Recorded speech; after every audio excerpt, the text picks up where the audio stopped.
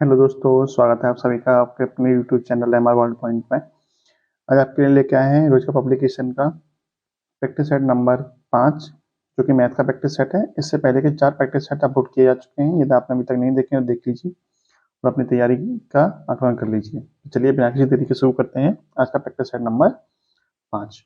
देखिए, पहला क्वेश्चन दिया है, यदि एक व्यक्ति 120 कोट खरीदता है और 50 कोट 16% के लाभ पर बेचता है और शेष 20% के लाभ पर बेचता है। यदि वह उन सभी को 12% के लाभ पर बेचे तो 1520 रुपये कम प्राप्त करता है। प्रत्येक कोट की लागत मूल्य क्या होगी? तो प्रत्येक कोट की आपको कीमत बतानी है कितनी होगी। देखिए क्या सॉल्व करेंगे इसे।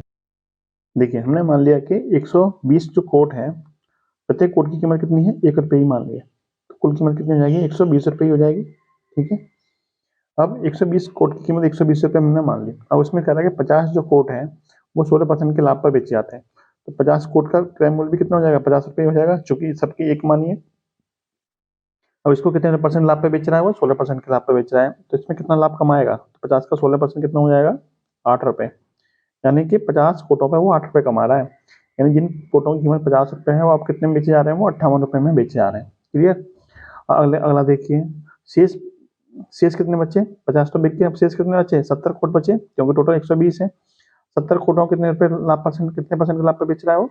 20% के लाभ पर। तो कितना लाभ कमा रहा है? 70 का 20% यानी कि 14 रुपये लाभ कमा रहा है। यानी 70 वाली चीज अब कितने बेची जा रही है? वो 84 रुपये में बेची जा रही है। ठीक है, अब कह रहा है कि उन सभी को यदि 12% के लाभ पर बेचा जाए, यानी यदि सबको 12% के लाभ पर बेचेंगे तो कितने बेचेगा? देखिए, यानी 120 का 12% कितना हो जाएगा? ये हो जाएगा आपका 14.4। यानी जब सबको 12% के लाभ पर बेचता है तो वो 14.4 रुपए का क्या करता है? लाभ कमाता है। लेकिन जब अलग अलग बेचता है तो कितना लाभ कमाता है? तो 120 रुपए वाली चीज को अब कितने बेच रहा है वो? इनको जोड़िए, 142 रुपए में बेच रहा है। यानी लाभ कितने कमा रहा है? 22 रुपए का लाभ कमा रहा है। लेकिन वो कह रहा है कि जब वो इकट्ठा बेचता है तो उसे 1520 रुपये कम मिलते हैं। कितने कम मिलते हैं? 1520 रुपये। जरा ये बताइए, इकट्ठा बेचने पे यानी सबको एक साथ बेच रहा है तो उसे 14.4 और 22 से कितना कम हो गया ये? तो ये कम हो जाएगा 22 माइनस के 14.4, घटाएंगे इसको कितना आएगा? ये 7.6। यानी 7.6 रुपये कम मिल रहे हैं। लेकिन एक्चुअल में कितने कम मिल रहे हैं? एक्चुअल में मिल रहे हैं 1520 रुपये। कितने मिल रहे हैं? 1520 रुपये। यानी इसका मतलब 7.6 बराबर हो जाएगा 1520। तो यहाँ से एक यूनिट की वैल्यू कितनी निकल के आएगी? 1520 बटे में 7.6, पॉइंट से जीरो ऊपर बढ़ जाएगा और 76 दूनी 152। यानी कितना आंसर आएगा आपका? 200। यानी एक यूनिट की वैल्यू कितनी जाएगी? 200। एक यूनिट हमने क्या माना था? प्रत्येक कोट की कीमत। प्रत्येक कोट की कीमत मानी थी। देखिए, ये मानी है कोट की कीमत। तो एक कोट की कीमत कितनी आ गई? 200 रुपए। आपसे यही पूछा था कि प्रत्येक कोट की कीमत कितनी हो जाएगी? 200 रुपए हो जाएगी। नेक्स्ट क्वेश्चन देखिए, 140 प्रश्नों वाली एक परीक्षा में एक अभ्यर्थी ने पहले 90 प्रश्नों में 66.66% का सही उत्तर दिया। परीक्षा में 60% अंक प्राप्त करने के लिए उसे शेष प्रश्नों में से कितने प्रतिशत प्रश्नों के सही उत्तर देने होंगे? तो देखिए कैसे करेंगे इसे सॉल्व। देखिए, 66.66% का मतलब क्या होता है? 2/3। इसका फ्रैक्शन रूप क्या होता है? 2/3। इसका मतलब ये हुआ कि 90 प्रश्नों में से इसने इतने परसेंट सही किए, इसका मतलब 3 में से इसने 2 प्रश्न सही किए। लेकिन 3 की वैल्यू कितनी है? 3 की वैल्यू 90 है। तो 1 की वैल्यू कितनी हो जाएगी? तो 2 की वैल्यू कितनी हो जाएगी? 2 की वैल्यू हो जाएगी 60। 1 की वैल्यू 30 हो जाएगी, 2 की वैल्यू 60 हो जाएगी। इसका मतलब 90 क्वेश्चन में से उसने 60 क्वेश्चन तो सही कर दिए। उसे कुल कितने क्वेश्चन सही करने हैं? उसे करने हैं 60%। कितने का? 140 का। यानी 140 का 60% कितना हो जाएगा? ये हो जाएगा 84। यानी उसे कुल मिला के 84 क्वेश्चन सही करने हैं। लेकिन उसने अब तक कितने क्वेश्चन सही कर दिए? 60 क्वेश्चन तो उसने सही कर दिए। यानी इतने परसेंट से सही कर दिए, इसका मतलब 60 क्वेश्चन सही कर दिए। ठीक है, अब उसे 84 क्वेश्चन सही करने हैं। अब उसे कितने क्वेश्चन और सही करने पड़ेंगे? तो 84 माइनस के 60 यानी कि 24 क्वेश्चन और सही करने होंगे। कितने में से? 90 क्वेश्चन तो हो चुके हैं, अब कितने क्वेश्चन बचे? 140 क्वेश्चन है टोटल, तो 50 क्वेश्चन बचे। तो 50 में से उसे 24 क्वेश्चन क्या करने पड़ेंगे? सही। तो कितने परसेंट हो जाएगा? गुणा 100 कर देंगे। 2 और 24 दूनी 48। यानी 48% क्वेश्चन उसे अभी भी सही करने पड़ेंगे। 48% क्या हो जाएगा आपका राइट आंसर। नेक्स्ट क्वेश्चन देखिए आप। देखिए, ये क्वेश्चन दिया है कि बाई एक्स के अनुक्रमाण पाते हैं और बाई 61 है जब एक्स क्या है? 42। तो बाई का मान बताइए जब एक्स क्या हो? 54। यानी जब एक्स कितना है? 42 है, तो बाई कितना है? 61 है। तो जब एक्स 1 होगा तो बाई कितना होगा 61/42। तो जब x 54 होगा तो बाई कितना हो जाएगा, तो 61/42 गुणा 54। इसको सॉल्व कर लेंगे, कितना आया 61/42 गुणा 54। यही तो सॉल्व करना है आपको, सॉल्व कर लीजिए। देखिए 6 से कटेगा 7 बार, 6 से 9 बार। देखिए ये किस में आएगा, पॉइंट में 9 एकम 9, यहाँ पर लिख देता हूँ मैं आपको। देखिए 9 एकम 9 और 9 छिंग 54 बटे में 7। ठीक है, 7 8 56, यानी 80 से 7 8 56, 80 से क्या आएगा, थोड़ा सा कम आएगा, 80 से थोड़ा सा कम। 80 से थोड़ा सा कम ऑप्शन कौन सा है, ये वाला ऑप्शन है। ठीक है, ये पॉइंट में आंसर आएगा, लगभग इतना इतना ही आएगा आंसर आएगा, पूरा पूरा कटेगा नहीं। आप अंदाजा लगा सकते हैं कितना जा सकता है। तो 7 8 56 यानी 560 के आसपास होता तो 80 बार जाता, लेकिन 549 से तो लगभग 80 से थोड़ा कम आएगा, यानी ऑप्शन नंबर भी आपका क्या हो जाएगा, राइट आंसर। नेक्स्ट क्वेश्चन देखिए, यदि 5 अंकों की संख्या 750 पी क्यू 3 7 और 11 से विभाज्य है तो पी प्लस 2 क्यू का नाम मान बताइए, मान क्या होगा। तो हम क्या करेंगे, 3 7 और 11 का एलसीएम ले लेंगे। 3 7 और 11, 3 7 और 11 का एलसीएम कितना हो जाएगा, इन तीनों का गुणनफल कितना हो जाएगा, ये हो जाएगा आपका 7 या 21 और 210 के 231, 231। इनका एलसीएम कितना आ गया, 231। अब हम क्या करेंगे, 750 पी क्यू में 231 से भाग देंगे। ठीक है, अब हमें पी क्यू की वैल्यू में क्या रखनी है, अब देखिए, अब मान लीजिए कि ये 750 पी क्यू वैल्यू आपको हाईएस्ट रखनी है। हाईएस्ट क्यों रखनी है, क्योंकि हाईएस्ट तक जितना भी मान रखोगे, आप 9 रख लोगे, तो जब इस 231 से भाग दोगे तो जो शेषफल आएगा उसे घटा देंगे। घटाने के बाद में हमारा पी और क्यू की वैल्यू निकल के आ जाएगी। हमने अभी मान ली कि पी और क्यू की वैल्यू कितनी है, 9 और 9 है। पी और क्यू की वैल्यू कितनी है, 9 और 9। इसको नेक्स्ट पेज पर समझाता हूँ आपको। देखिए देखिए ये आपका सवाल है। ठीक है, अब मैंने क्या मान लिया, पी और क्यू की वैल्यू अपनी अधिकतम मान ली, कितनी कितनी मान ली, 9 और 9। 750 9 और 9। जब मैं 231 से इसमें भाग देता हूँ तो मेरा शेषफल कितना आता है, जब इसमें 231 से भाग देंगे तो आपका शेषफल आएगा 24 शेषफल आएगा। 24 शेषफल का मतलब क्या है कि इसमें से यदि हम 24 घटा दें तो हमारी संख्या पूरी पूरी कट जाएगी। आपसे भी ये बोला है कि 3 7 और 11 से विभाज्य है, इसका मतलब इसके एलसीएम से भी क्या होगी, ये घटेगी। तो 24 हमारा शेषफल आएगा, 24 हमारा शेषफल आएगा, इसका मतलब 24 इसमें से घटा दें। 24 जब हम इसमें से घटा देंगे तो 750 99 से जब 24 घटा देंगे तो हमारा मिल जाएगा आपका 750 और 75, यानी ये आपकी संख्या निकल के आएगी। ये संख्या आपकी जो निकल के आएगी वो आपकी 3 7 और 11 से क्या होगी, पूरी पूरी विभाज्य होगी। तो अब आपकी तुलना कर लीजिए, 750 पी क्यू से इसकी तुलना कर लीजिए। पी की वैल्यू कितनी निकल के आएगी, 7, और क्यू की वैल्यू कितनी निकल के आएगी, 5। यानी पी बराबर हो जाएगा 7 और क्यू बराबर 5। क्लियर। अब आपसे जो पूछा उसकी वैल्यू रख दीजिए, पी प्लस 2 क्यू पूछा है, पी प्लस 2 क्यू। पी की वैल्यू कितनी है, 7, और क्यू की वैल्यू कितनी है, 5। तो 5 में 10 और 7 17, 5 में 10 और 7 17, यानी पी प्लस 2 की वैल्यू कितनी आ जाएगी, 70। यानी ऑप्शन नंबर ये क्या हो जाएगा आपका राइट आंसर। यदि आप अधिकतम वैल्यू नहीं लेते तो आपको शेषफल में दिक्कत होती है, शेषफल निकालने में दिक्कत होती है कि शेषफल कितना आएगा। ठीक है, अधिकतम वैल्यू इसलिए निकाल ली कि आपको शेषफल आराम से निकल आएगा, अधिकतम से घटा देंगे, जो घटाने के बाद संख्या निकल जाएगी वो हमारी इससे विभाज्य होगी। ठीक है, नेक्स्ट क्वेश्चन देखिए आप, निम्न का मान ज्ञात कीजिए, इसका मान बताना है। तो इसका मान क्या होता है, देखिए ये किस फॉर्मूले पर आधारित होता है। जैसे मान लीजिए पी की पावर क्या है, पी की पावर एम है, उसका क्यू रूट क्या है, मान लीजिए कि ए है। ठीक, इसकी पावर भी क्या है, मान लीजिए कि एन है। ठीक है, उसका भी क्यू रूट क्या है, बी है। तो इसको सॉल्व कैसे करते हैं, तो जो पावर होती है वो तो ऊपर गुणा में रहती है, जैसे कि पी की पावर एम इंटू एन। ठीक है, बटे में कितना आ जाएगा, जो आगे संख्या दे रखी होती है वो बटे में आती है, यानी ए इंटू बी। ठीक है, इसी फॉर्मूले का यूज करना है इसमें। जैसे 81 की पावर कितनी है, 2 और 3, तो 81 की पावर हो जाएगी 2 गुणा 3, और बटे में कितना आ जाएगा, आगे वाली 3 गुणा 8। इसको सॉल्व करिए तो देखिए 2 से कटेगा, 3 से तो 3 खत्म, 2 से कटेगा 4 बार, यानी आपका हो जाएगा बच्चा कितना, 81 की पावर 1/4। 81 की पावर 1/4 बचा। 81 को आप ले सकते हो 3 की पावर 4, इसकी भी पावर कितनी है, 1/4। पावर का आपस में क्या होता है, गुणा हो जाता है, ब्रैकेट के बाहर है तो से ये कट जाएगा। कितना बचेगा, 3 बचेगा आपका। तो राइट आंसर आ जाएगा आपका option number D, 3। Next question देखिए, 11 संख्या का औसत 56 है, पहली 3 संख्या का औसत 52 है और अगली 5 संख्या का औसत 60 है। 9वीं और 10वीं संख्या 11वीं संख्या से 3 और 1 अधिक है, तो 9वीं और 11वीं संख्या का औसत बताइए। तो औसत क्या होगा? देखिए, यदि हम 11वीं संख्या को x मान लें, ठीक है, तो 9वीं संख्या कितनी हो जाएगी? x+3। क्लियर? 10वीं संख्या कितनी हो जाएगी? एक अधिक है तो x+1। ठीक है। अब औसत बराबर क्या होता है? औसत बराबर होता है कुल संख्याओं का योग बटे में कुल संख्या, यानी सभी संख्याओं का योग बटे में कुल संख्या।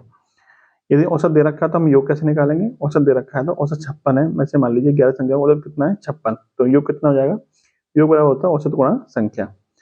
तो इसका पहले हम 9वीं और 11वीं संख्या निकालेंगे, उसके बाद हम औसत निकाल लेंगे। तो संख्या कैसे निकालेंगे? तो इन 11 संख्याओं का जो योग होगा वो बाकी सभी संख्याओं के योग के बराबर होगा। क्लियर? अब इसको देखिए कैसे करते हैं।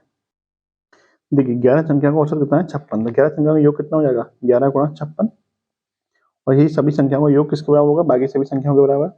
पहली 3 संख्या का औसत दे रखा है 52, तो इनका योग कितना हो जाएगा? 52 गुणा 2, 52 गुणा 3। ठीक है, प्लस अगली 5 संख्या का औसत दे रखा है 60, तो अगली 5 संख्या का योग कितना हो जाएगा? 5 गुणा 60, प्लस बाकी की संख्या कितनी दे रखी है? 9वीं संख्या दे रखी है x+3, 10वीं दे रखी है x+1 और 11वीं दे रखी है x। यानी इन सभी संख्याओं का योग इस संख्या के बराबर होगा, पूरी सभी संख्याओं के बराबर होगा। अब इसको सॉल्व कर लीजिए। 11 × 56 कितना होता है? 11 × 56 होता है 6 का 6, 4 5 11 और 1 616 होता है। 52 × 3 कितना होता है? 156, प्लस 6 पंजे 300, plus x plus x plus x कितना हो जाएगा? 3x, प्लस के 3 और 1 4। ठीक है, ये आप इसको सॉल्व कर लेंगे। देखिए ये आपका 616 हो जाएगा, ये 156 प्लस 4 160, 160 प्लस 300 460, प्लस के 3x। तो 3x बराबर मिल जाएगा आपको, ये 460 इधर जाएगा तो माइनस का हो जाएगा, तो 616 माइनस के 460 कितना बचेगा? ये आपका, ये बचेगा आपका 156। तो x बराबर कितना जाएगा? 156 बटे में 3, यानी कि 52। यानी आपको 11वीं संख्या मिल गई 52।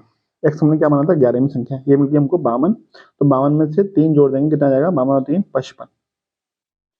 अब आपको क्या बताना है? 11वीं और 9वीं संख्या का औसत बताना है। तो औसत क्या होता है? दोनों को जोड़ के 2 का भाग कर दीजिए, तो 55 प्लस के 52 कितना हो जाएगा?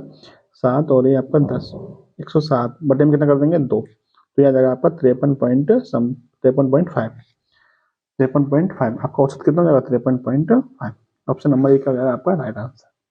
नेक्स्ट देखिए, सुधीर और आशीष की वर्तमान आयु का अनुपात 5:7 है। 12 वर्ष पहले उनकी आयु का अनुपात 1:2 था।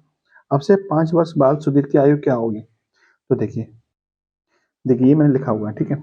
12 वर्ष पूर्व अनुपात कितना था दोनों का? 1:2 था, 1:2। क्लियर?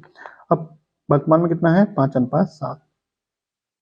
यानी 12 वर्ष पूर्व से लेकर वर्तमान तक आने में इनमें कितना समय जुड़ा हुआ? तो समय 12 वर्ष जुड़ा हुआ, यानी समय क्या है? दोनों में सेम है। लेकिन यहाँ से 1 से 5 होने में यहाँ पे 4 यूनिट जुड़ रहा है। कितना जुड़ रहा है? 4 यूनिट। और 2 से 7 होने में यहाँ पे कितना जुड़ रहा है? 5 यूनिट जुड़ रहा है। जबकि यहाँ पे समय क्या नहीं है? सेम नहीं है। जबकि एक्चुअल में समय क्या है? 12 वर्ष का है, जो कि दोनों में सेम है। तो समय को सेम कैसे करेंगे? समय को सेम कैसे करते हैं? इन दोनों का अंतर कितना है? 1 और 2 का अंतर 1, 5 और 2 का अंतर कितना है? प्लस के 2। तो इस 2 से तो इस वाले पूरे समीकरण में गुणा कर दीजिए, ठीक है।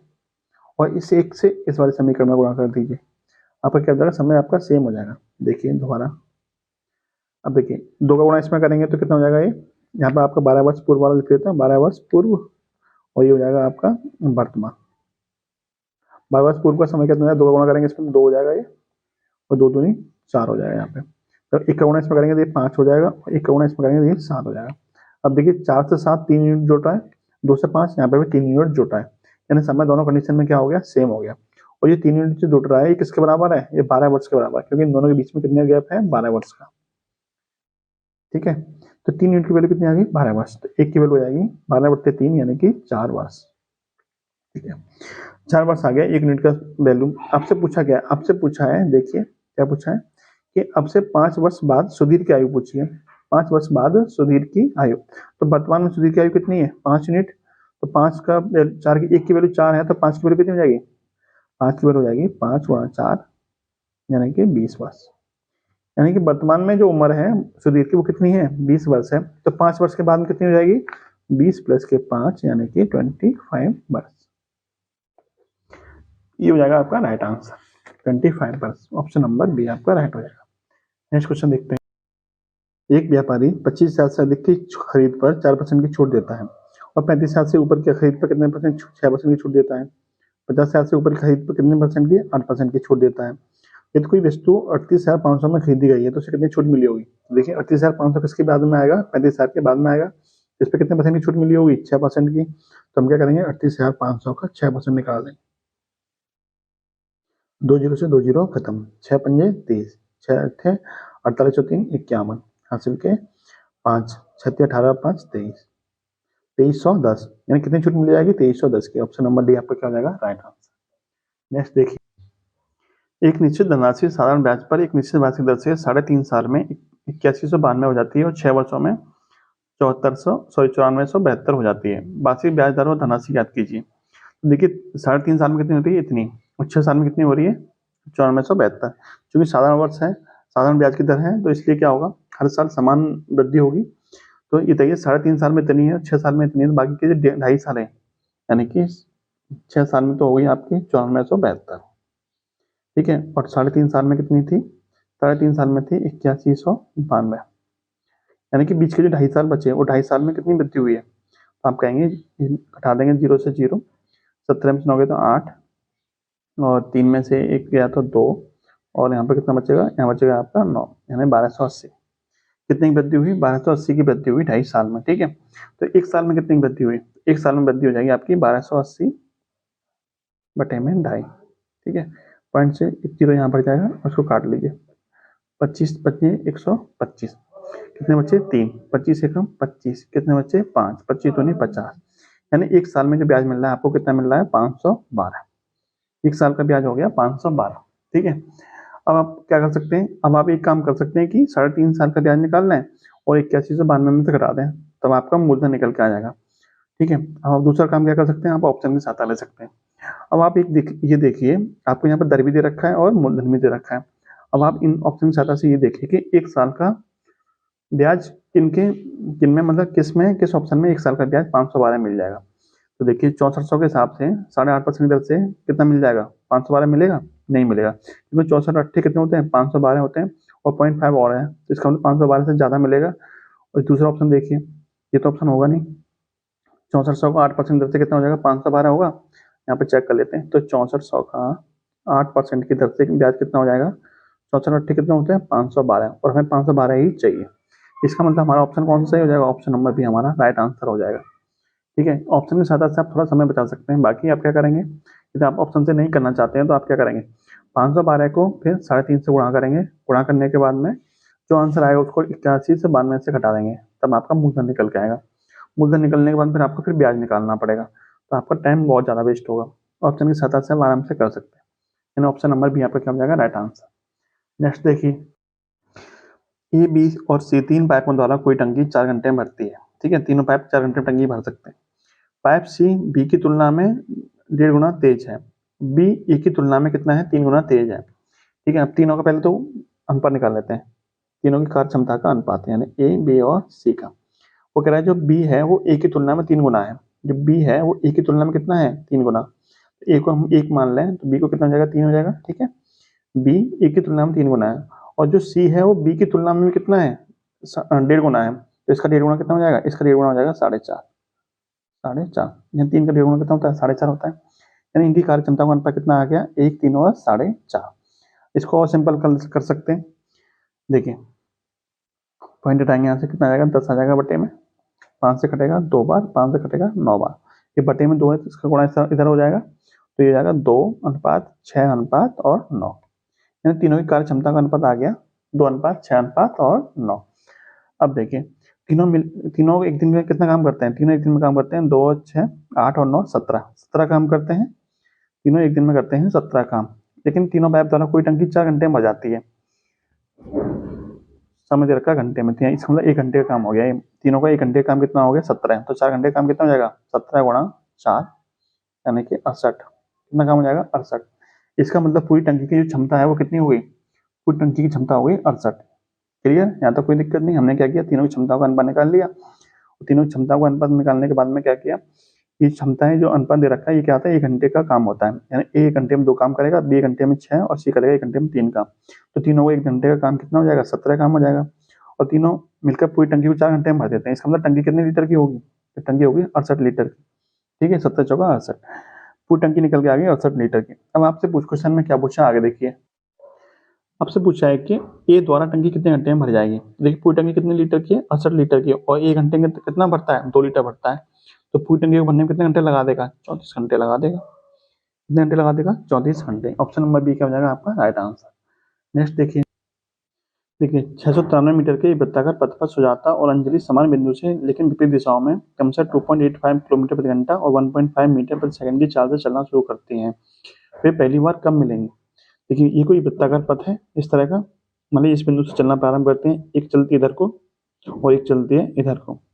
तो जब ये इधर से चलेंगी कहीं भी जाके मिलेंगी, यहाँ पर चलेंगी, मान लीजिए यहाँ पे आके मिल जाती है। ये कोई बिंदु हम मान लेते हैं, ए पॉइंट है, इस पॉइंट पर आके मिलते हैं। तो जब ये यहाँ से यहाँ तक चलेगी और जब ये यहाँ से यहाँ तक चलेगी तो कुल मिला के पूरी दूरी कवर हो जाएगी, नहीं हो जाएगी, जितनी दूरी ये होगी इतनी कवर हो जाएगी, यहाँ से यहाँ तक और यहाँ से यहाँ तक ये दूरी पूरी कवर हो जाएगी। जब एक दूसरी विपरीत दिशा में चलेगी तो सापेक्षिक चाल क्या होगी, दोनों की चाल जुड़ जाएगी। सापेक्षिक चाल क्या हो जाएगी, दोनों की जुड़ जाएगी क्योंकि एक दूसरी विपरीत दिशा में चल रही है। अब देखिए इसकी चाल दे रखी है किलोमीटर प्रति घंटा में, इसकी चाल दे रखी है मीटर प्रति सेकंड में। तो इसकी चाल को भी हम किलोमीटर प्रति घंटा में चेंज कर लें, यानी 1.5 किलोमीटर प्रति घंटा को हम मीटर प्रति सेकंड को किलोमीटर प्रति घंटा में चेंज करेंगे तो क्या करेंगे, 18/5 से गुणा कर देंगे। 18/5 से गुणा कर देंगे, 5 से कटेगा ये 0.3 बार और 0.3 गुणा 18 में करेंगे कितना जाएगा, 5.4। यानी इसकी चाल आ गई आपकी 5.4 किलोमीटर प्रति घंटा।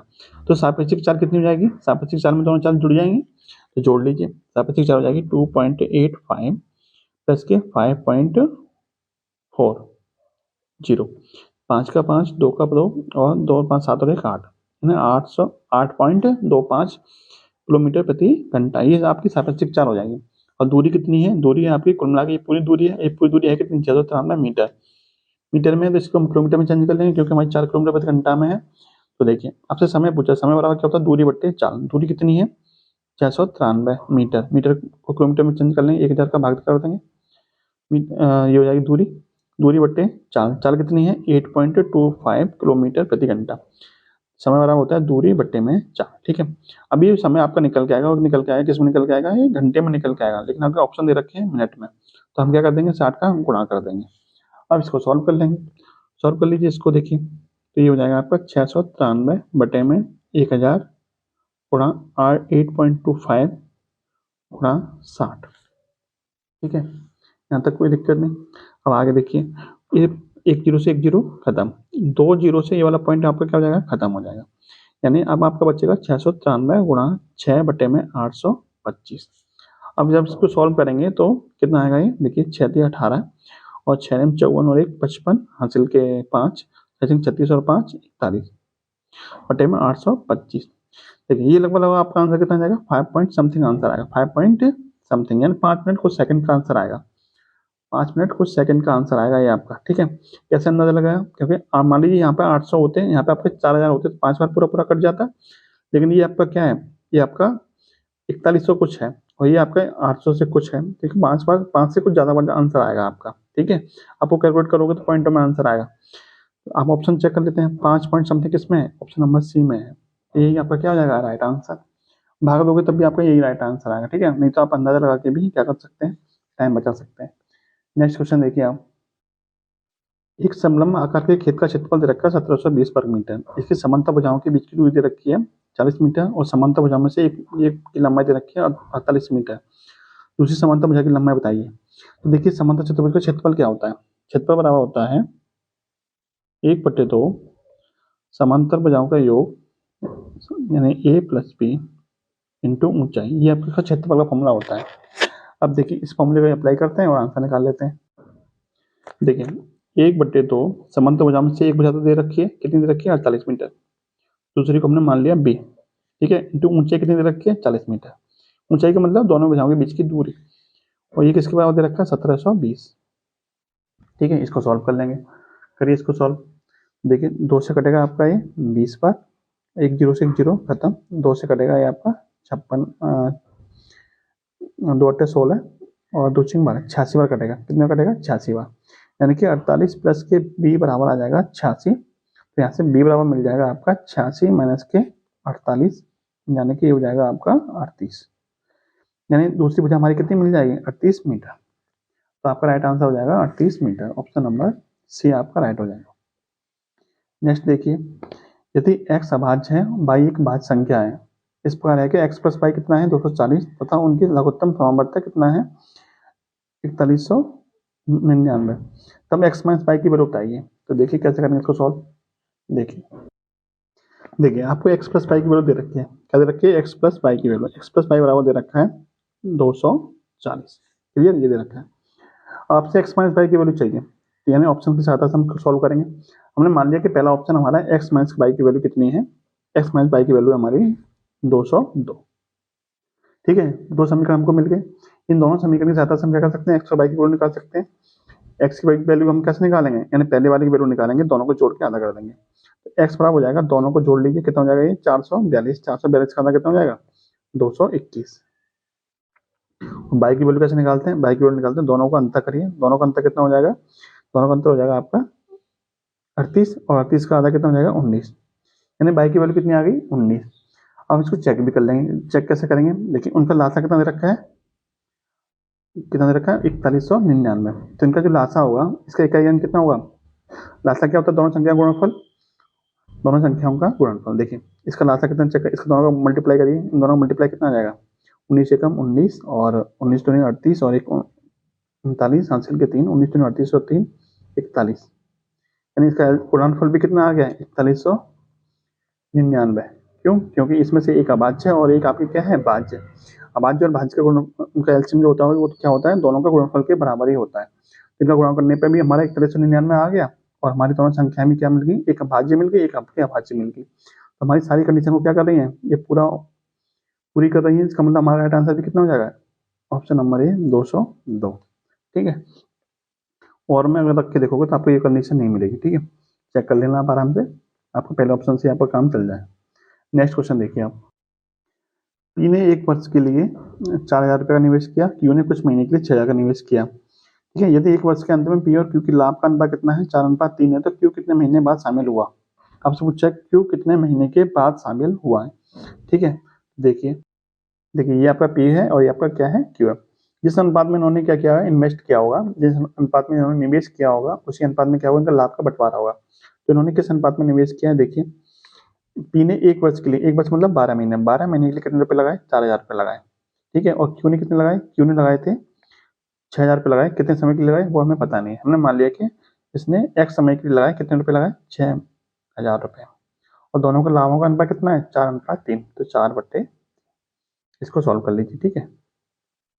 सॉल्व करिए, 3 जीरो से 3 जीरो खत्म, 4 से एक बार, 4 से ये वाला 4 भी खत्म, 3 से कटेगा ये 2 बार और 2 से कटेगा ये 6 बार, यानी कितना मिल जाएगा आपका, x का गुणा इधर होगा और 6 का गुणा इधर होगा, तो x बराबर मिल जाएगा 6। यानी उसने कितने महीने के लिए समय, कितने महीने के लिए लगाए उसने, किसने, क्यू ने कितने समय के लिए लगाए 6 महीने के लिए लगाए। आपसे पूछा है कितने महीने बाद शामिल हुआ, तो 6 महीने के लिए लगाए, इसका मतलब 6 महीने के बाद ही शामिल हुआ होगा, क्योंकि पूरी साल कितने महीने की होती है, एक महीने और एक साल की, सॉरी पूरी साल कितने महीने की होती है 12 महीने की, तो 6 महीने की लगाई, इसका मतलब 6 महीने के बाद शामिल हुआ है, तो 12 माइनस के 6 कर देंगे तब भी आंसर कितना आएगा 6 ही आएगा। तो आपका राइट आंसर कितना हो जाएगा 6 महीने, ऑप्शन नंबर बी आपका राइट हो जाएगा। नेक्स्ट क्वेश्चन देखिए आप, एक मिश्र धातु में 40% चांदी, 30% तांबा और 30% क्या है निकेल है, 25 किलोग्राम मिश्र धातु में कितनी चांदी किलोग्राम में मिश्रित की जानी चाहिए ताकि नए मिश्र धातु में 50% चांदी हो। तो देखिए टोटल चांदी कितनी है, अभी 25 किलोग्राम चांदी है, ठीक है। इसमें कितनी चांदी है 40% चांदी है, तो 25 किलोग्राम का 40% कितना हो जाएगा, ये निकाल लीजिए पहले तो, 25 से 4 बार, 4 से कटेगा 10 बार, यानी अभी चांदी कितनी है 10 किलोग्राम चांदी है अभी, ठीक है। अभी जो चांदी है वो 10 किलोग्राम है, हमने मान लिया कि x किलोग्राम चांदी और बना दी, तो अब चांदी कितनी हो जाएगी 10 + x किलोग्राम हो जाएगी, ठीक है। तो चांदी की मात्रा तो हो जाएगी 10 + x किलोग्राम, लेकिन चांदी किस में मिलाई जा रही है 25 किलोग्राम वाली धातु में, तो 25 + के x, इसका ये कितना परसेंट है 50% है, तो इसका 50% निकाल दीजिए, 50% मतलब 50/100, ठीक है। यानी टोटल जो मात्रा होगी अब कितनी होगी 25 + x होगी, इसका 50% किसके बराबर होगा, अब जो चांदी की मात्रा होगी इसके बराबर, यही तो बोला है। इसको सॉल्व करिए, किसको कितना आएगा इसका आंसर, देखिए तो 10 + x बराबर 50 से कटेगा 2 बार और ये हो जाएगा 25 + के x बटे में 2, 2 गुणा इधर होगा 2 दूनी 20 + के 2x बराबर 25 + के x, x इधर जाएगा तो माइनस का हो जाएगा, 2x में से x घटाएंगे कितना हो जाएगा x बचेगा, और 20 इधर जाएगा तो माइनस का, 25 में से 20 घटाएंगे तो कितना आएगा 5, तो x की वैल्यू कितनी आ गई 5, इसका मतलब आपको कितने किलोग्राम चांदी और मिलानी पड़ेगी? 5 किलोग्राम चांदी और मिलानी पड़ेगी। यानी ऑप्शन नंबर ए क्या हो जाएगा आपका राइट आंसर। नेक्स्ट देखिए, अमित 8,000 रुपये की राशि 10% वार्षिक चक्रवृद्धि ब्याज की दर से 4 वर्ष के लिए उधार लेता है। यदि वो पहले वर्ष के अंत में 2800 रुपये और दूसरे वर्ष के अंत में 2600 रुपये चुकाता है तो 4 वर्ष बाद ऋण चुकाने के लिए उसे कितनी राशि का भुगतान करना पड़ेगा जब वार्षिक संयोजित हो, यानी चक्रवृद्धि ब्याज चल रही है आपकी। तो जरा ये बताइए कि उसने लोन कितना लिया, यानी 8,000 रुपये लिए, कितने परसेंट दर से? 10% की दर से। तो 1 साल का ब्याज कितना हो जाएगा? तो 8,000 का 1% का ब्याज हो जाएगा 8,000 गुणा 10/100, यानी कि ब्याज हो जाएगा आपका 800 रुपये। कितना ब्याज हो जाएगा? 800 रुपये ब्याज हो जाएगा 1 साल का। क्लियर? यानी 1 साल के बाद उसने 8,000 रुपये तो ले रखे थे, 800 रुपये ब्याज हो गए, कुल मिला के उसका कर्जा कितने का हो गया? 8800 रुपये का। 8,000 प्लस 800, 8800 रुपये का कर्जा हो गया।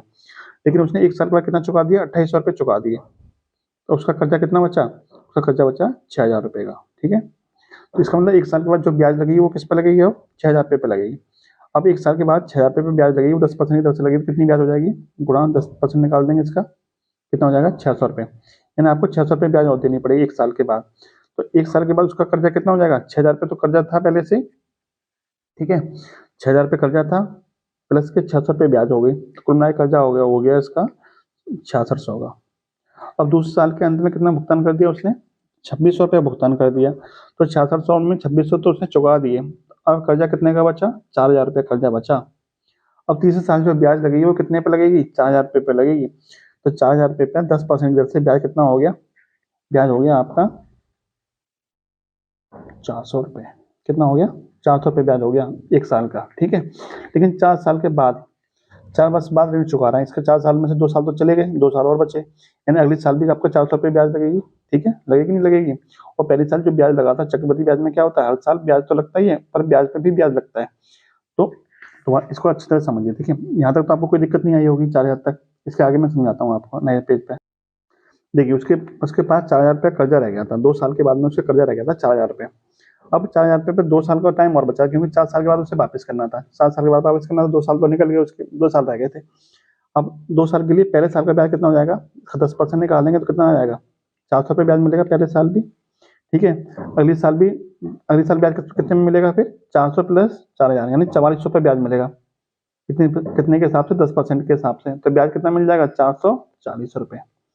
यानी तीसरे साल का ब्याज हो गया 400 रुपये और चौथे साल का ब्याज हो गया 440 रुपये। तो कुल मिला के ब्याज कितना हो गया? कुल मिला के ब्याज हो गया आपका 400 प्लस 440, यानी कि 840 रुपये ब्याज हो गया 2 साल का, अंत के 2 साल का। और 4,000 रुपये कर्जा उसमें पहले से था, तो कुल मिलाकर उसका कर्जा कितना हो गया? 4,000 प्लस के 840, यानी कि 4,840 रुपये। इसका मतलब उसके 4 साल के बाद में कितने रुपये चुकाने पड़ेंगे? 4,840 रुपये चुकाने पड़ेंगे उसे, क्योंकि तीसरे साल के अंत में 400 रुपये ब्याज के हो गए और 14 साल के अंत में ब्याज के कितने रुपये हो गए? 440 रुपये ब्याज के हो गए। ठीक है, तो ये था आपका इस सवाल का आंसर। कितना हो जाएगा इसका आंसर? 4,840, यानी कि ऑप्शन नंबर सी क्या हो जाएगा आपका राइट आंसर। नेक्स्ट क्वेश्चन देखिए, 60 आदमी किसी कार्य को 40 दिनों में कर सकते हैं। एक साथ कार्य करना शुरू करते हैं, एक साथ कार्य करने का शुरू करते हैं, लेकिन प्रत्येक 10 दिन में 5 आदमी छोड़ के चले जाते हैं, तो पूरे कार्य को होने में कुल कितना समय लगेगा? यानी पूरा कार्य कितने समय में हो जाएगा? देखिए कैसे करेंगे इसे। देखिए, ये मैंने फिगर बना रखा है।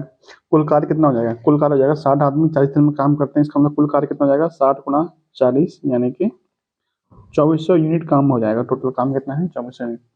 अब हर 10 दिन के बाद में क्या होता है? 5 आदमी चले जाते हैं, तो शुरू के 10 दिन तो 60 आदमी काम करेंगे। कितने दिन काम करेंगे? 60 दिन, सॉरी, शुरू के 10 दिन 60 आदमी काम करेंगे और 10 दिन काम करेंगे, तो काम कितना हो जाएगा? 600 काम कर देंगे। फिर अगले 10 दिन के बाद में कितना आदमी काम हो जाएंगे? 5 आदमी छूट चले जाते हैं, तो आदमी कितने बचे? 55 आदमी बचे। अब काम कितना कर देंगे? 550, दोनों गुणनफल। फिर अगले 10 दिन के बाद में क्या होगा? अब आदमी बचेंगे 50, काम कितना हो जाएगा? 500। फिर अगले 10 दिन के बाद में क्या होगा?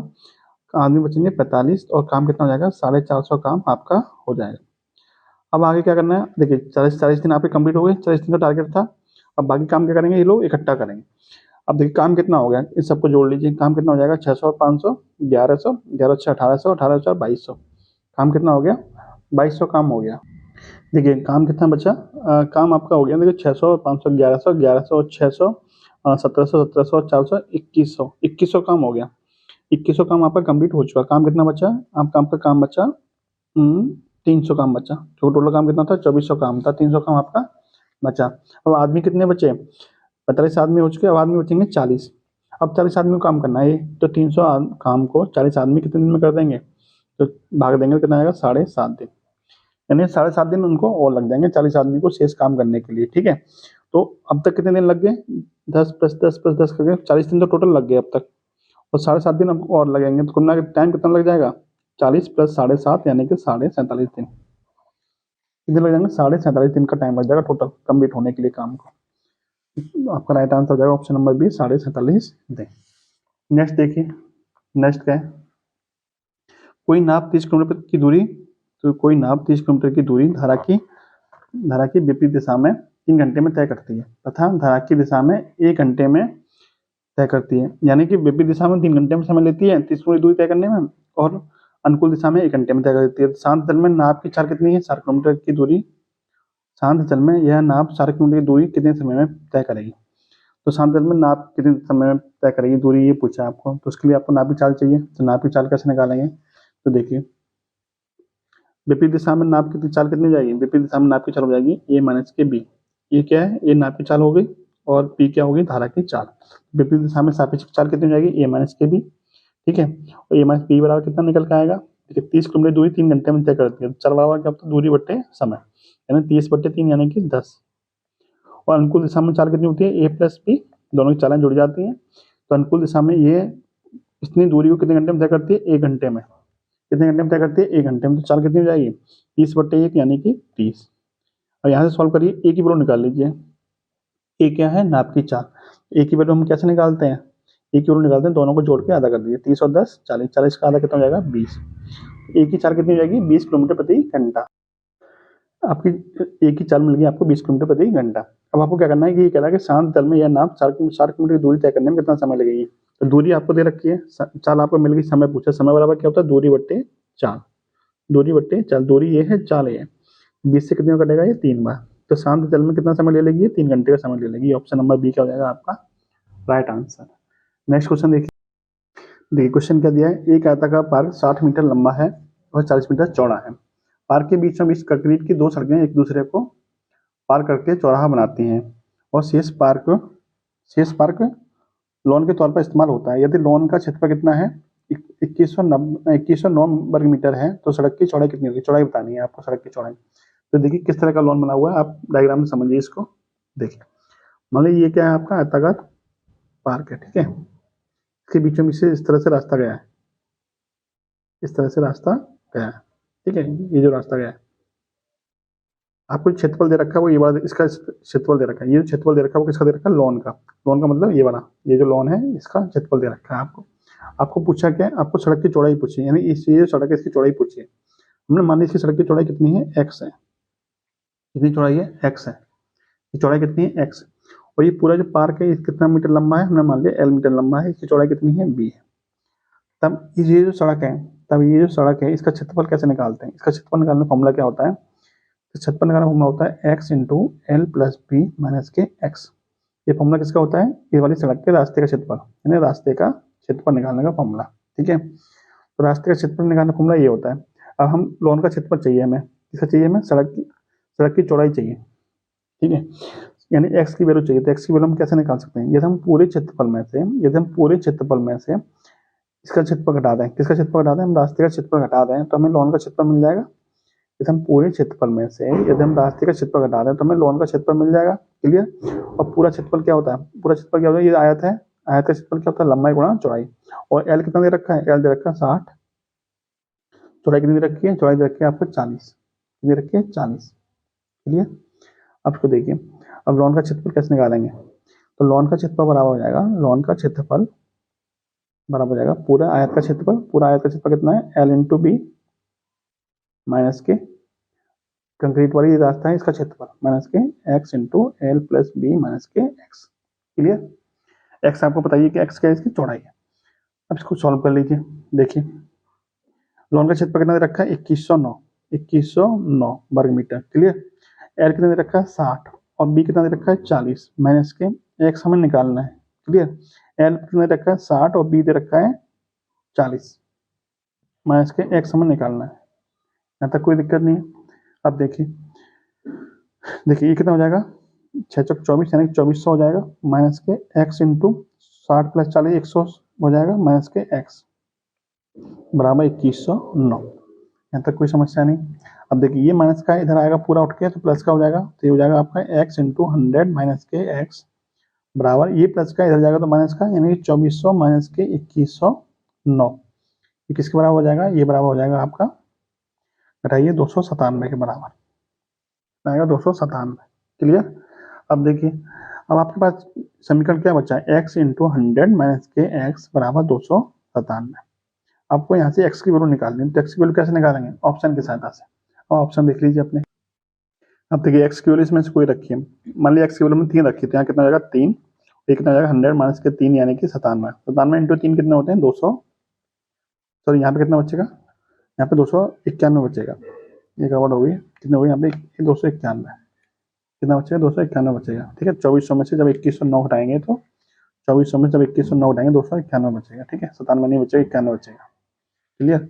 अब देखिए जब 97 इंटू 3 करेंगे कितना आएगा 291, यानी कि दोनों समीकरण क्या होंगे हमारे, संतुष्ट हो जाएंगे, दोनों साइड हमारी क्या हो जाएंगी, बराबर बराबर हो जाएंगी। इसका मतलब x की वैल्यू हमारी कितनी होगी, 3 मीटर ही होगी।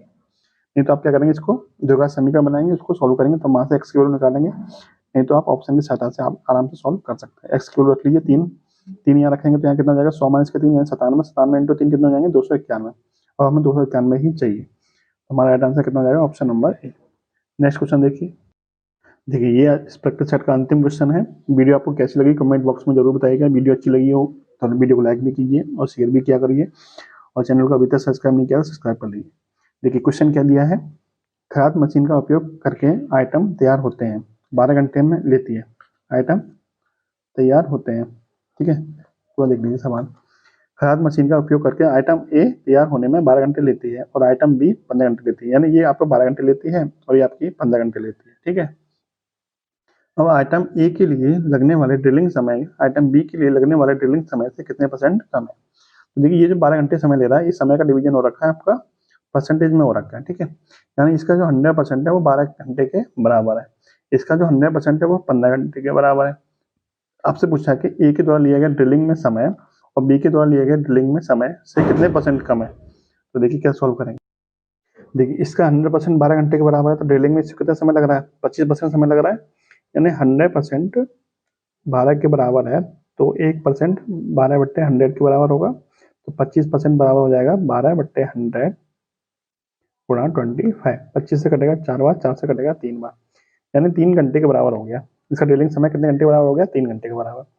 इसका ड्रिलिंग समय देखें तो इसका 100% 15 घंटे के बराबर है, इसका 100% 15 घंटे के बराबर है, तो 1% हो जाएगा 15/100 के बराबर। ठीक है, 1% बराबर कितना हो जाएगा 15/100, तो इसका ड्रिलिंग समय में कितना समय लग रहा है 33% का, तो 33% बराबर हो जाएगा 15/100, 15/100 गुणा 33। इसको सॉल्व करेंगे तो देखिए 5 से कटेगा ये 3 बार और 5 से कटेगा ये 20 बार, यानी 33 दिया 99/20, यानी कि 99/20। ठीक है, 99/20 का मतलब होता है, 2 से काटिए इसको, कितना आएगा ये 49 पॉइंट, 2 में 18, 2 में 18 और सॉरी 2 चौक 8, एक बचा, 2 में 18, 49.5 बटे में कितना है 20, सॉरी बटे में कितना बचा 10 बचा, 10 का एक भाग और जलाएगा, ये आ जाएगा आपका 4.95।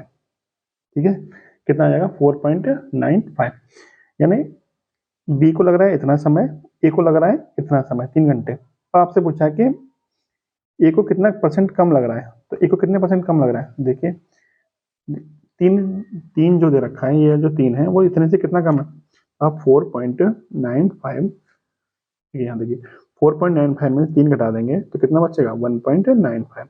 ये 1.95 बी से, बी का कितना समय था 4.95 था, 4.95 से कितने % कम है, गुणा 100 कर देंगे। ठीक है, इस तरह से परसेंटेज निकालेंगे। अब इसको सॉल्व कर लीजिए, पॉइंट से पॉइंट आपका कट जाएगा। ठीक है, ये मान लीजिए आपका 200 होता, यहाँ पर कितना होता 500, इसका 2.5 गुना था। ये मान लीजिए, देखिए सोल्यूशन कैलकुलेशन करोगे आपका टाइम ज़्यादा लगेगा, आप अप्रोक्सीमेशन लगाइए। आप इसको क्या मान लीजिए 200 मान लीजिए, इसको कितना मान लीजिए 500 मान लीजिए, गुणा 100 कर लीजिए। ठीक है, इसको 200 मान लीजिए, इसको 500 मान लीजिए, कोई दिक्कत नहीं।